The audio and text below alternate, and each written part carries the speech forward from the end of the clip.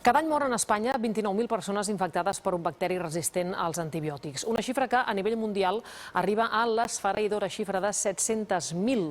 I això és en l'actualitat. Si no es troben nous antibiòtics, s'estima que el 2050 moriran 10 milions de persones, perquè cada vegada hi ha més bacteris que es fan resistents. En els últims 30 anys només s'han creat 2 nous antibiòtics. La raó? La falta d'interès de les farmacèutiques, que no els troba rendibles.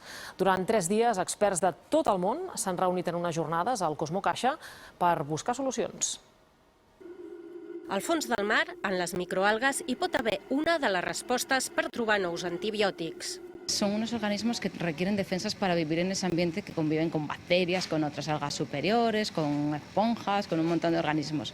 Entonces ellas, para defenderse, secretan unas moléculas al exterior que les ayudan de defensas. Y muchas de esas moléculas tienen actividad antibacteriana. En aquest laboratori ja estan provant 4 d'aquestes molècules en animals, amb resultats prometedors.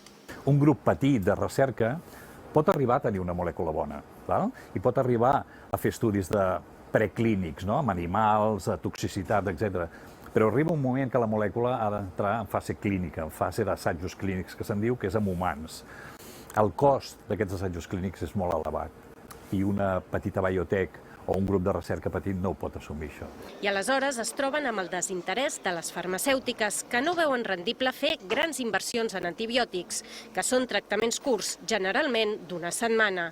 Per incentivar aquesta recerca, els Estats Units i la Unió Europea proposen col·laborar-hi en finançament públic, allargar la durada de les patents i fer més àgils els tràmits previs a la comercialització. I és que si no apareixen nous antibiòtics, augmentarà molt la mortalitat per infeccions, perquè cada vegada hi ha més bacteris resistents als que ja tenim. Els ciutadans també hi podem fer alguna cosa, un ús responsable dels antibiòtics i també un gest ben senzill. Rentar-nos sovint les mans és la manera més eficaç d'evitar la propagació dels bacteris. Mònica Bertran i Brancós, TV3 Barcelona.